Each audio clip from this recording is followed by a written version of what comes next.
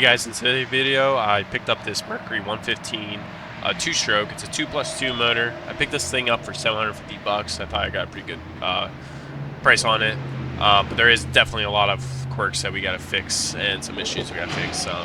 But overall, it's not a terrible looking motor.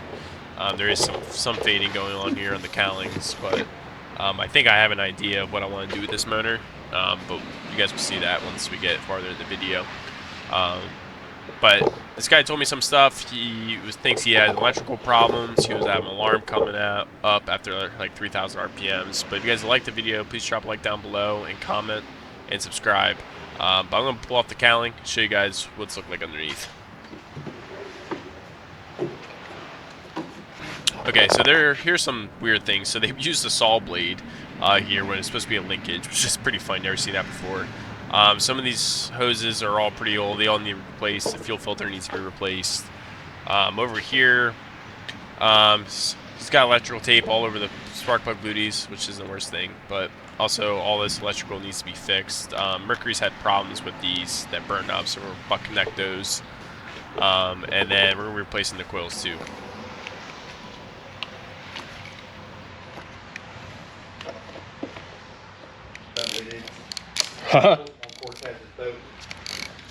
Oh, I broke the transom assembly? I just clocked out early because I was like, I don't feel like going under there right now. Dealing with that fucking... where the bellows goes on, because the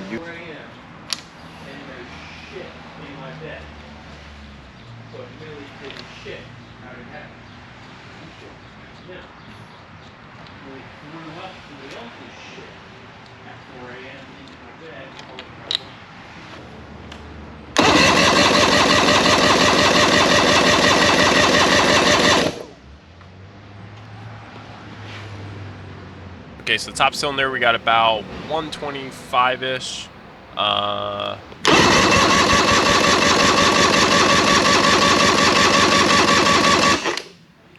Second cylinder we got about 120, about 5% off.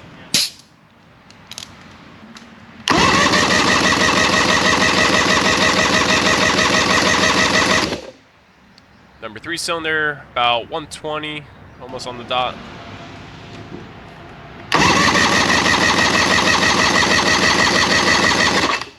Number 4 cylinder, we got about 125 as well. So good, healthy engine.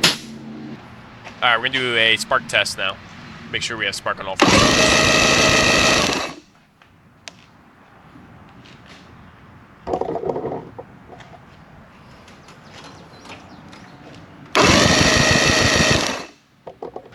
Okay, so we have great compression and we have good spark on all 4 cylinders, which is a great thing. Next thing we're gonna focus on is the fuel system, getting this all correct. And we're going to also do a water pump and gear loop change, obviously, on the lower unit. Then we're going to have to replace the coils, just because I don't like electrical tape. And we're going to have to fix all this wiring on the rectifier and make sure everything is copacetic. And obviously, we're going to also be putting in 4 new spark plugs in it and make sure that's all good. But let's jump in this engine and let's see if we can get this thing running. Okay, so the next thing we're going to do is go through the fuel system. And like I was saying, this is a 2+2 engine. So basically what that means is it runs off the 2 carbs at idle. It doesn't run on all 4 cylinders. So they do sound a little loppy. So you see on these 2 top carbs, there's idle mixture screws. Let me see if I can show you the bottom ones. It's kind of a little hard to see, but basically right there, it's just a plug. It's not an idle mixture screw. Because at higher RPMs, the bottom 4 cylinders will kick in, and at idle, only the top 2 cylinders are running. So they do kind of sound like weird motors, but once you hit like that 1500 range, the bottom carbs kick in, and then you have full RPMs. We're also then going to be dropping another unit and doing a water pump. But we're going to figure out this fuel system, pull the carbs off, and hopefully if this is leaking, we'll replace this as well, the original. Also just found this. So this is the kill circuit. So basically this engine wouldn't shut off if I hit the key. And I don't know why he cut this out. The previous owner, but basically he cut it out of the harness over here. So right here he cut it. I don't know if he had a terminal on there before and it ripped off. Basically that was cut off, so this engine wouldn't shut off if I hit the key off. So we're gonna have to fix that as well, but just butt connect it. It's just weird that he did that. Okay, to make my life easier, I'm basically going to take off the side cowlings because I have an idea of what I want to do, but it's also just so much easier to pull the side cowlings off on these and to do the carbs. It makes it, I promise you, it makes it easier. I do so many of these, you're going to want to do this. So we're going to have to pop out this 10 mil nut up here in the front. There's going to be a 5/16 bolt right here in the front. Towards here in the back, there's going to be 2 of them. So one up here and then one down here. It's really easy. Pop it out. It's going to make your life so much easier to do these carbs.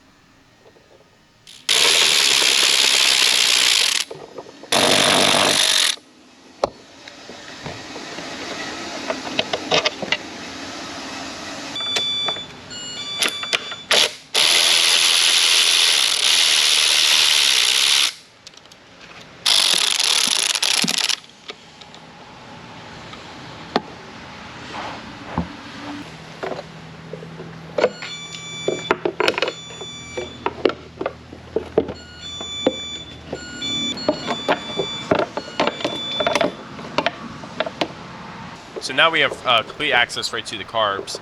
Next thing we have to do is just pull out all these bolts and pull off the air box.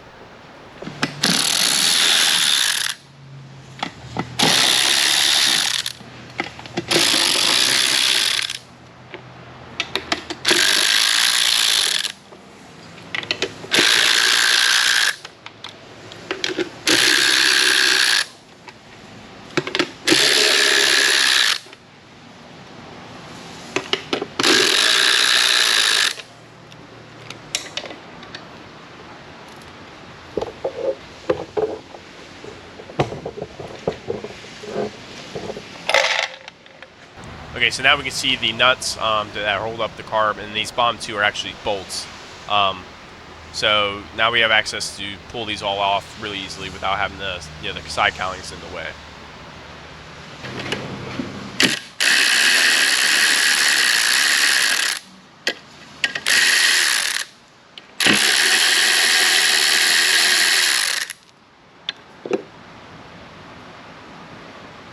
So there's going to be some fuel lines, so we're going to have to remove this incoming fuel line to be able to pull the carbs. So in that main incoming fuel line, there's a little fuel line right here that's going to the enricher choke system, basically up here. But we can just pull the hose off up here, and it makes it way easier than trying to pull it off down there. So we'll just pop off this hose. We don't have to take off the top one. You can leave the top one on, but we just have to take the bottom one off. That big incoming one. And down here, you got to take off the oil pump linkage that's connected to the second carb from the top. We got to pop that off in order to, be able to take the carbs off completely. Also, I forgot to mention, you also have to pull this fuel line off that's on this enricher. Not every engine has this, but we do have to pull this one off as well.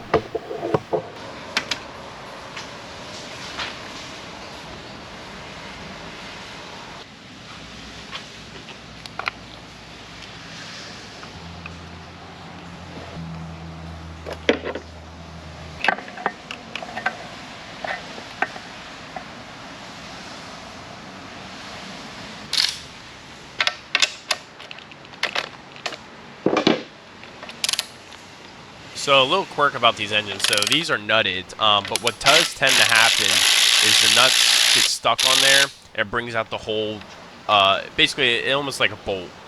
So it takes out the whole stud. So it's just something to keep in mind. It makes it really pain in the butt if you pull out the stud, but it's not the end of the world. But hopefully all the nuts just come off and make it easy.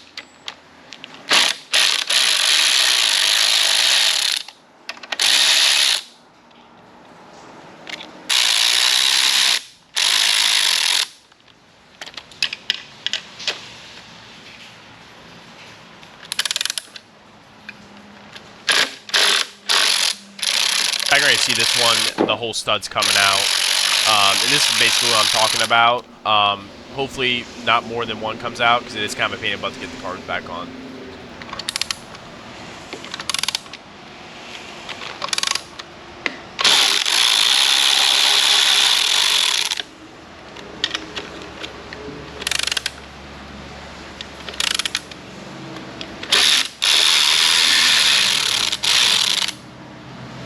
Okay, awesome. Only have one of the studs come out. If this does happen, you can just run it in like a bolt. It's just kind of hard to line everything up again then.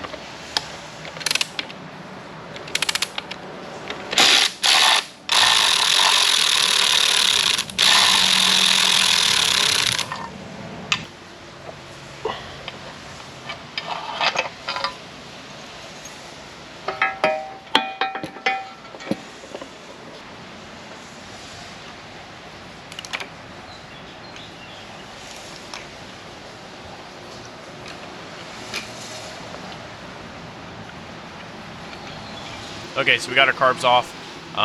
Take them off as a full assembly. Let's get them on the bench and let's rebuild them.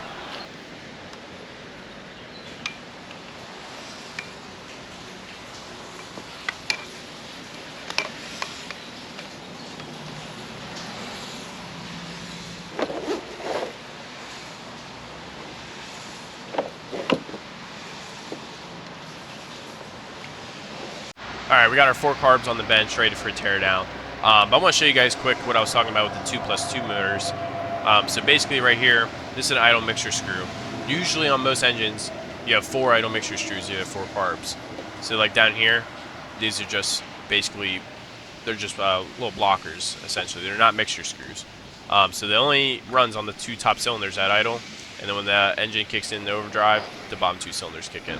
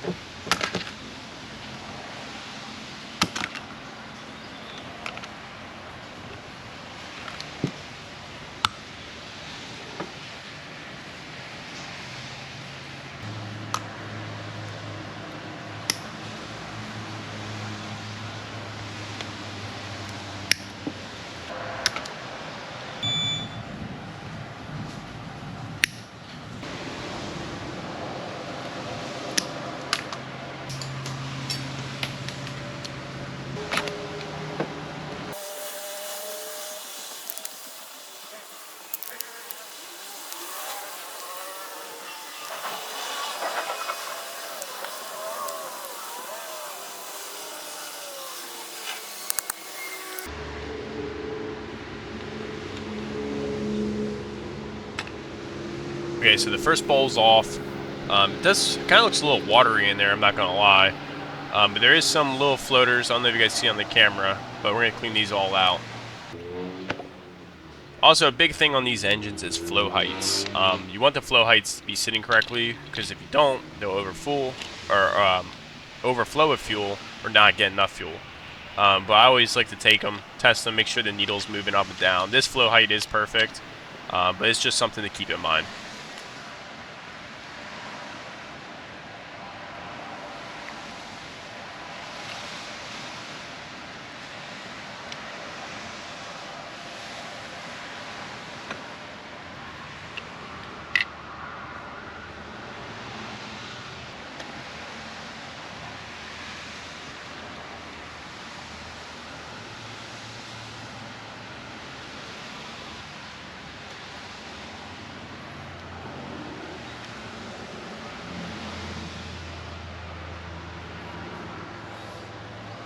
That's pretty much it is on these carbs. There's not much to it. The only thing I got to do is take out the top 2 screws.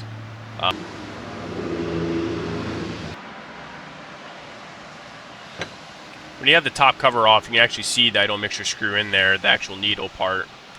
So what we're going to do though is basically spin this in until it lightly seats. We're going to count how many revolutions it is, just so we know a starting point where this engine was starting at before.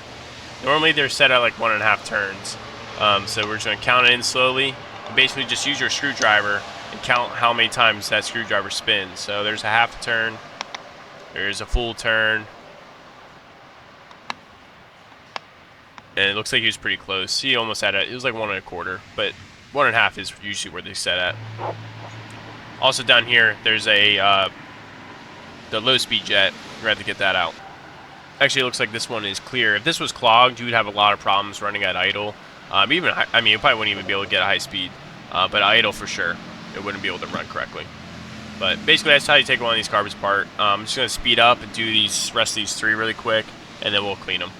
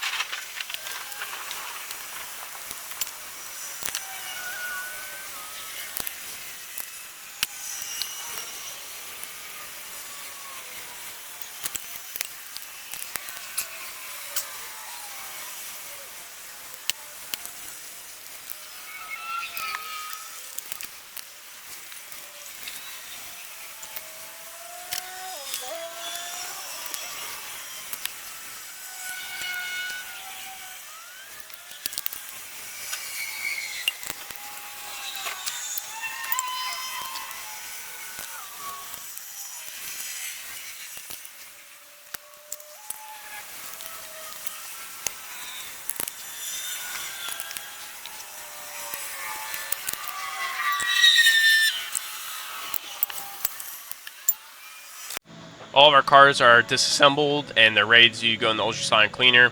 One thing that does suck, so I just didn't notice this, but I guess when I took off the carb, this ear was basically cracked, and so I'm going to get a new carb for this because it broke off completely.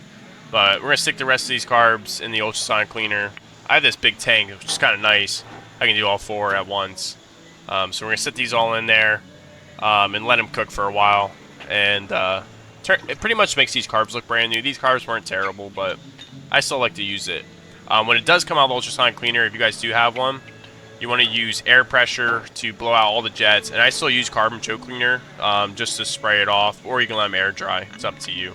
But ultrasonic cleaner is a definite must-buy if you guys are going to be doing a lot of carbs in the future. It's just an awesome tool to use.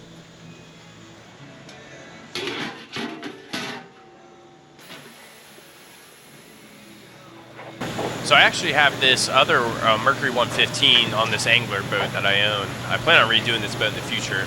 But this motor is blown, but what I'm planning on doing is pulling off a bunch of parts out of this. So I'm going to seal the cowling, seal the side cowlings because they're almost mint. They're almost perfect. They're really nice. Also, this engine was missing a bunch of the rubber grommets to hold like the ship cables and the battery cables.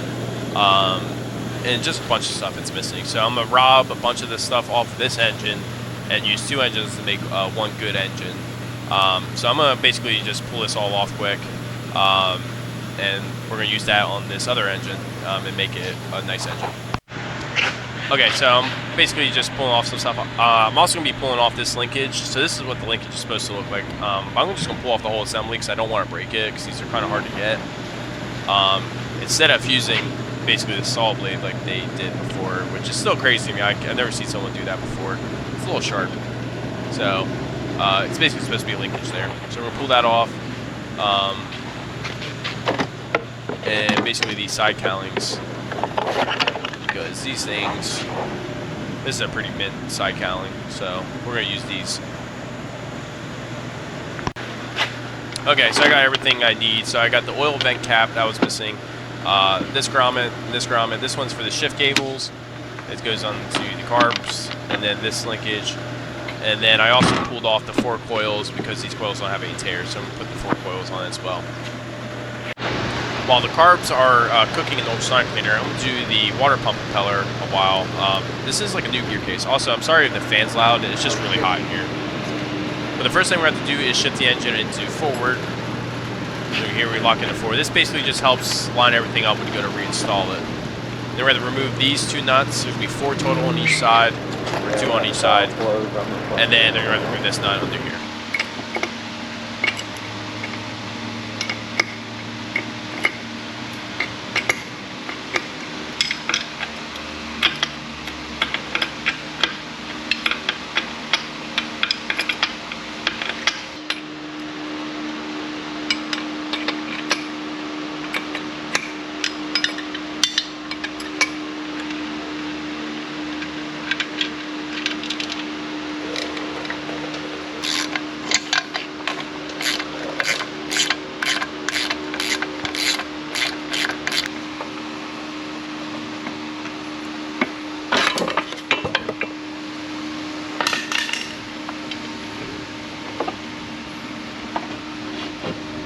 Alright, the gear case is off.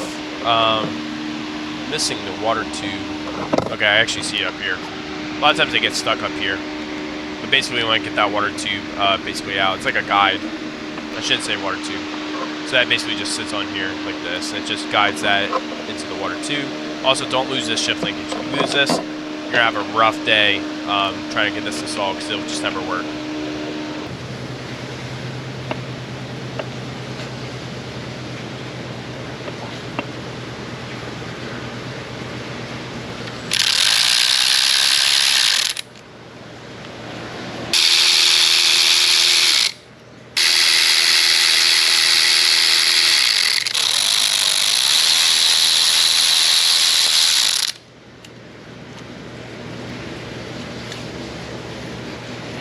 Well, this water pump is completely shot. Let's pull this out and show you guys. So you can see here, it basically just tore the whole inner lining. This is a cheap water pump. Don't use cheap stuff, guys. But also, you just want to check if there's any deep scratches in the housing, but this one seems good, so I'm going to reuse this one. We're going to replace everything else. So also has woodruff key.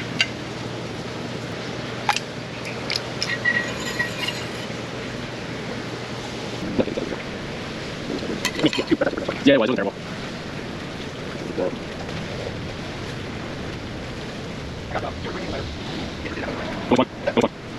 Nice. I think we nice. There you go. I think sweet. Did I still really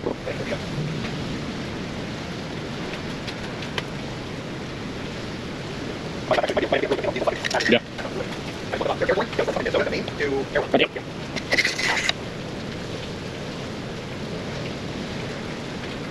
I just like halfway on and yeah, rip this thing.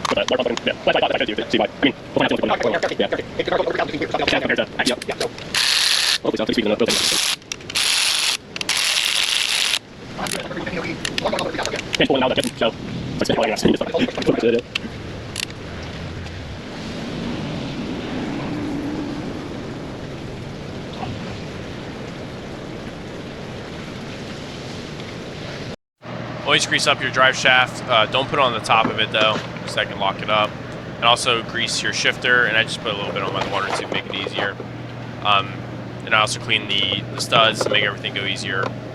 Also pre-grease this. This can also be a pain in the butt. So this can either go really easy for you, or you're going to be ripping your hair out on these motors.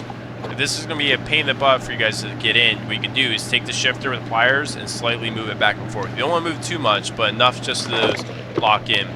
And then one other thing is you don't want to miss the water tube that's located up here. You want to make sure everything lines up. Wow.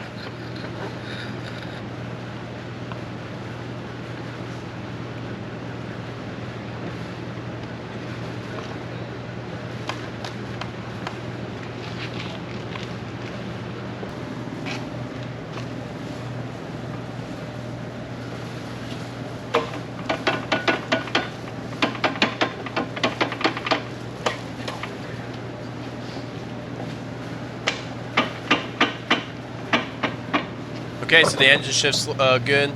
Basically what I'm just doing, so right here is about forward, right in this location is about neutral, and this is about where reverse is if you want to manually shift it.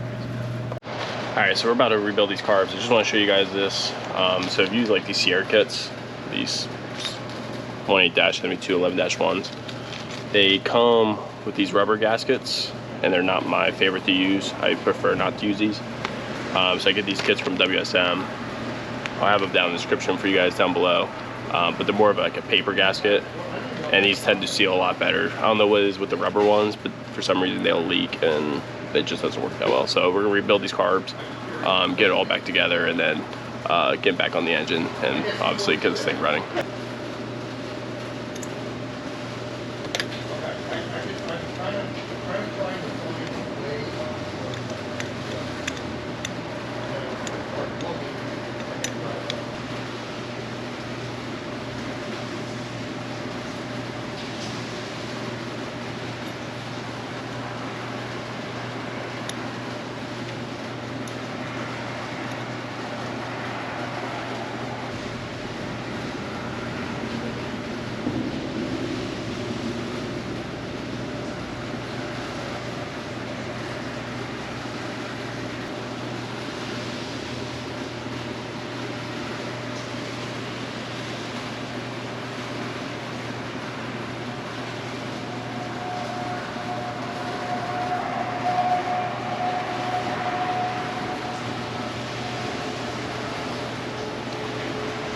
When you get it together, you want to check flow height. Like I said before, this is perfect. I don't have to adjust it.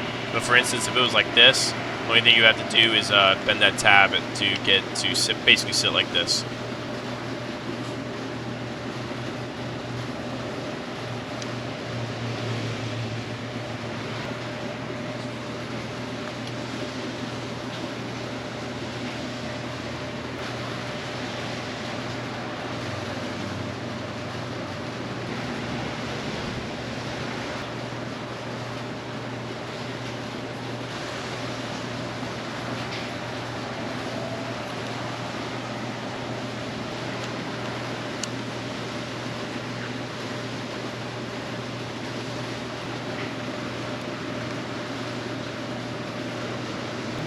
Okay, so all we gotta do is set the idle mixture screw. So like I said, we're gonna basically spin this in until it lightly seats. Don't over tighten it, because you break it, you're gonna be pretty mad at yourself. So basically thread this in until it lightly seats.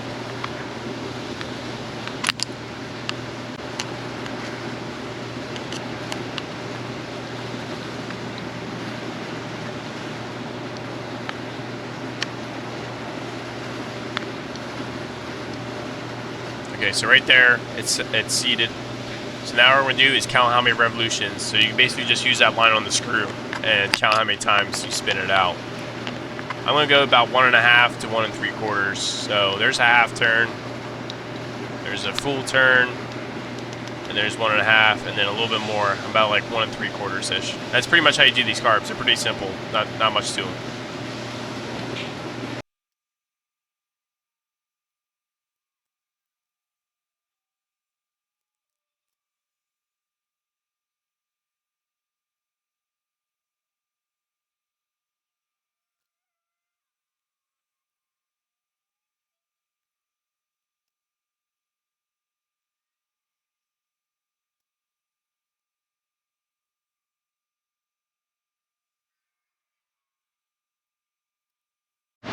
Before we go install the carburetors, basically what we're going to do is clean up all the fuel lines. So replace this fuel line, obviously fix this, replace the fuel filter, and basically fix and replace any of the fuel lines that need to be replaced because they're old and junk. And we're not going to reuse that stuff on freshly new carbs.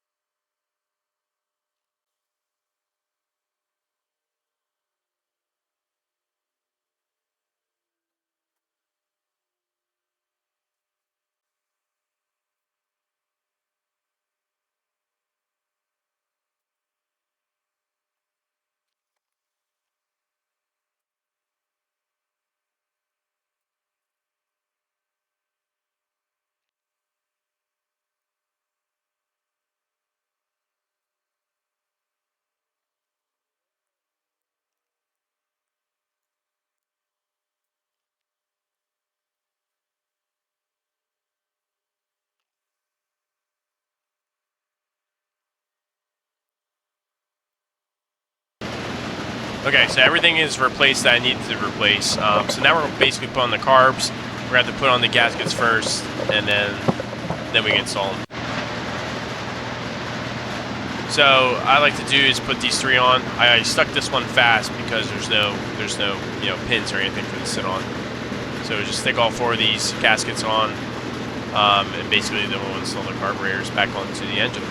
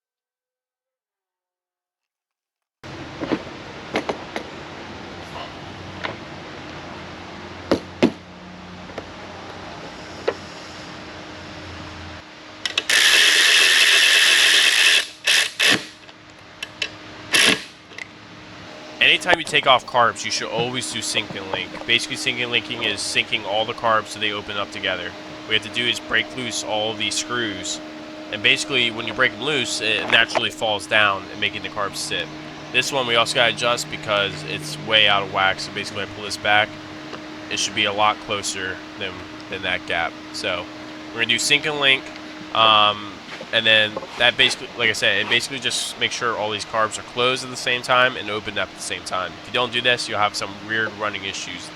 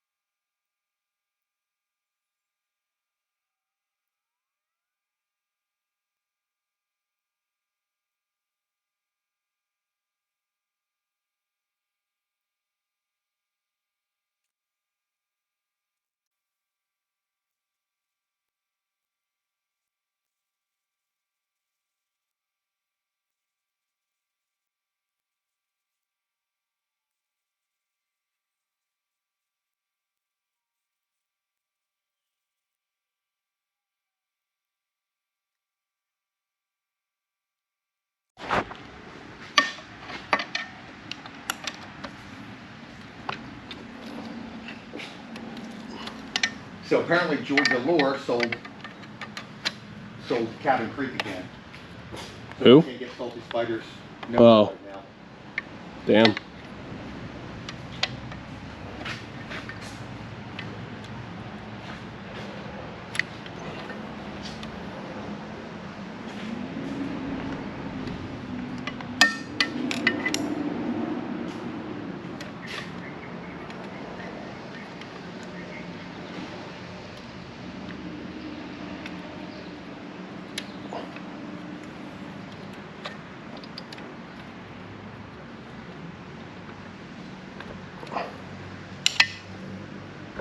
Okay, so once you break all the screws loose, like I said, the carb they'll just naturally drop down.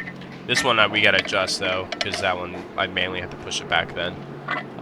But basically these three always gotta get broken loose, and then you just hold the whole thing together, and you just gotta tighten them up. This is about the gap. Maybe I probably have to go even a little closer than that, but you don't want a huge gap.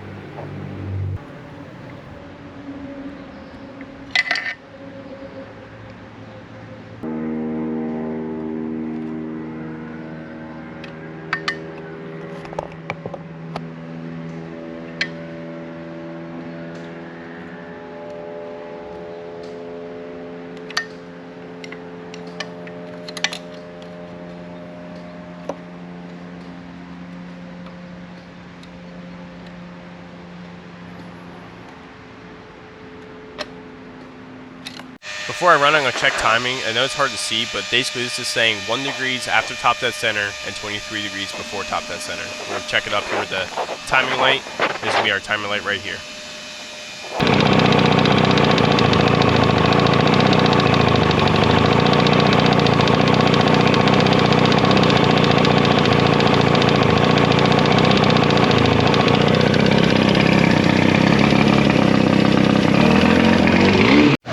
The motor for a while, it actually runs pretty good. So I'm gonna get all the cowlings on and basically get every grommet that was missing and put it on this engine and make it look really pretty.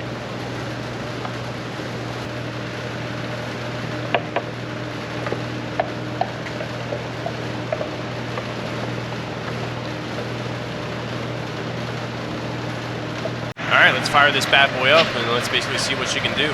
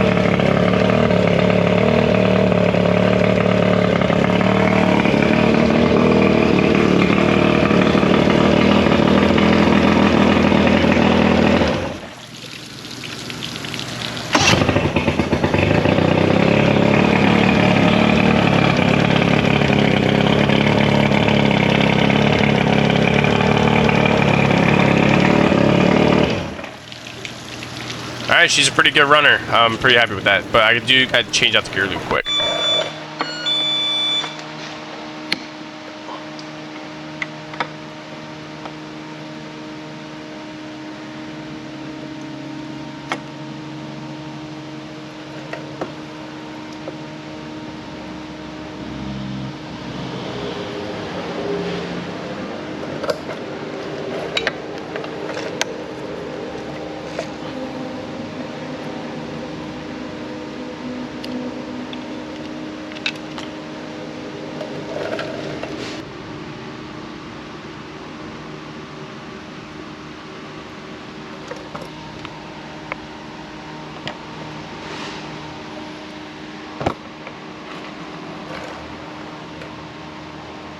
That's pretty much going to wrap up this video. If you guys stuck around this long, I really appreciate it. I know it's probably going to be a longer video. I tried to fit in as much as I could without going over too much time. I had a lot of footage off this motor, but if you guys liked the video, please drop the like down below and subscribe and comment. Let me know what you guys want to see in the future.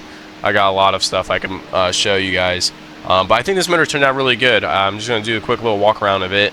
But I think it looks pretty solid. There's only like one little ding right there in the back of the cowling, and it's not terrible. But I think this motor turned out really well. And to be honest, it's pretty clean for, you know, a 15-20-year-old motor. But like I said, I had so much footage, I couldn't show everything just because I knew the time was going to get over. And I knew probably a lot of people won't stick around for that long. So, but The engine looks really clean. There's a couple fades marks on it, but who cares? It looks better than what the other cowling looked like.